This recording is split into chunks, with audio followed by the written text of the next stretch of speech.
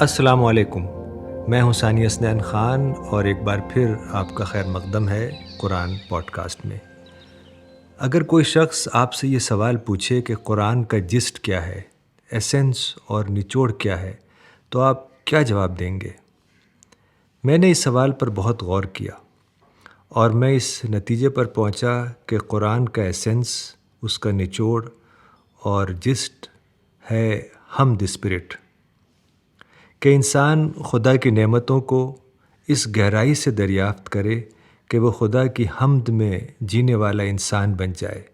ہر لمحہ، ہر نیا تجربہ، ہر موقع اس کے لیے خدا کی یاد میں ڈھل جائے اور یہ اس کے سینے میں خدا کی حمد اور خدا کی گلوری، خدا کی پریز کا سیلاب برپا کر دے۔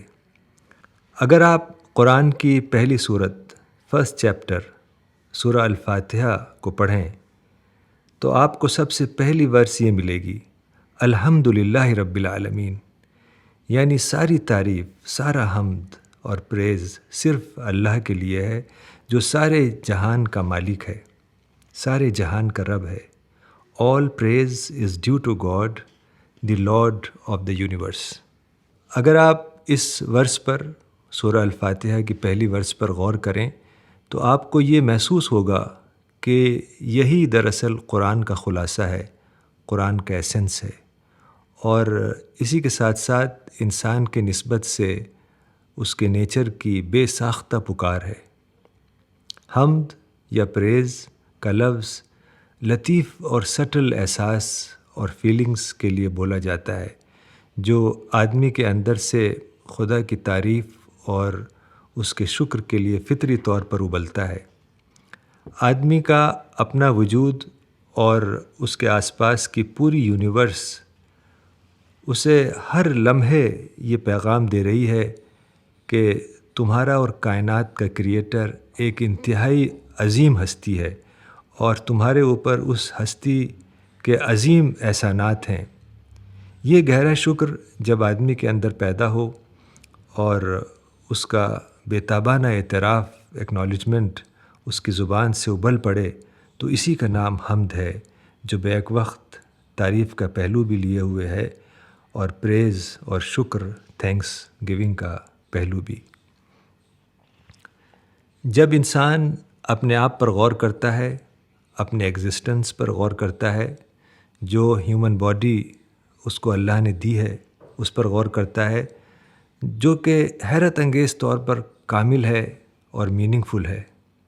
جب وہ اپنے پاؤں سے چلتا ہے اور اپنے ہاتھ سے پکڑتا ہے تو اس کو محسوس ہوتا ہے کہ یہ ہاتھ اور پاؤں اس کے لیے کتنی بڑی نعمت اور بلیسنگ ہے اور وہ ان کے بغیر کچھ بھی نہیں کر سکتا تھا۔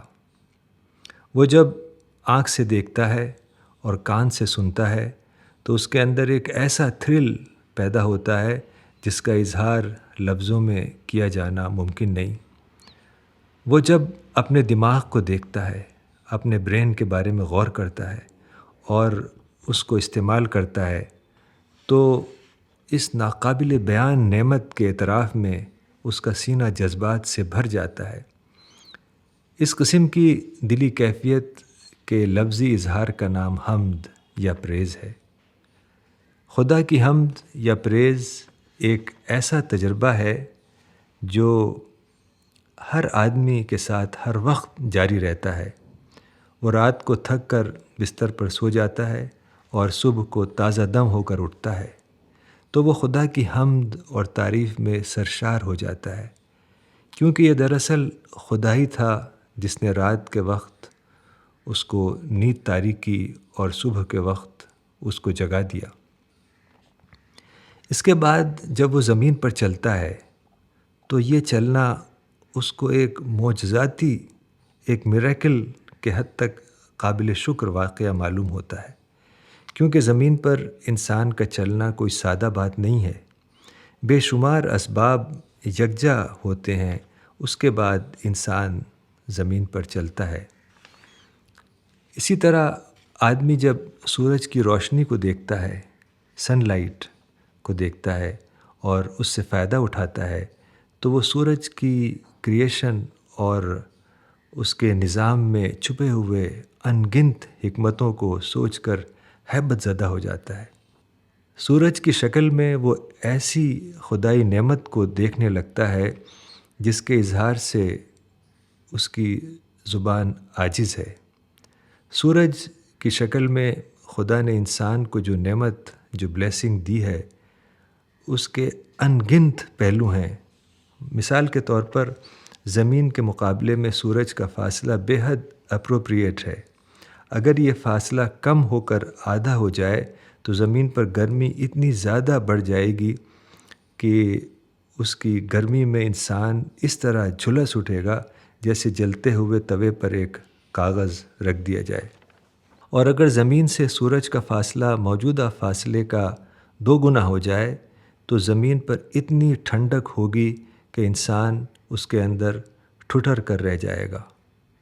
اسی طرح آدمی جب ہوا میں سانس لیتا ہے تو وہ اس کی حکمتوں کو سوچ کر حیرت زدہ رہ جاتا ہے۔ کس طرح یہ ممکن ہوا کہ مختلف گیسز اتنی ایکوریٹ انداز میں مل کر ہوا بناتی ہیں؟ آکسیجن کا درختوں سے آنا اور ساری دنیا میں آکسیجن کا ملنا جس میں انسان سانس لے کر زندہ رہتا ہے، اس قسم کی باتیں اس قدر عجیب ہیں کہ جب ایک آدمی ان کا واقعی احساس کرتا ہے تو اس کی زبان سے بے ساختہ طور پر حمد اور شکر کا سیلاب جاری ہو جاتا ہے۔ اسی طرح انسان یہ محسوس کرتا ہے کہ اس کو پانی اور کھانے کی ضرورت ہے، پھر وہ پاتا ہے کہ صاف ستھرا پانی، طرح طرح کے کھانے پینے کی چیزیں زمین پر بڑی مقدار میں موجود ہیں۔ اس طرح انسان کو سروائیول کے لیے بے شمار چیزوں کی ضرورت ہے۔ یہ تمام چیزیں موجودہ دنیا میں اس حالت میں موجود ہیں کہ انسان انہیں بآسانی دریافت کرے اور انہیں بڑے پیمانے پر استعمال کرے۔ یہی علم اور شعور، گہرا ریئلائزیشن وہ چیز ہے جس کا ادراک آدمی کے اندر وہ جذبات پیدا کرتا ہے جس کو قرآن میں حمد یا پریز کہا گیا ہے۔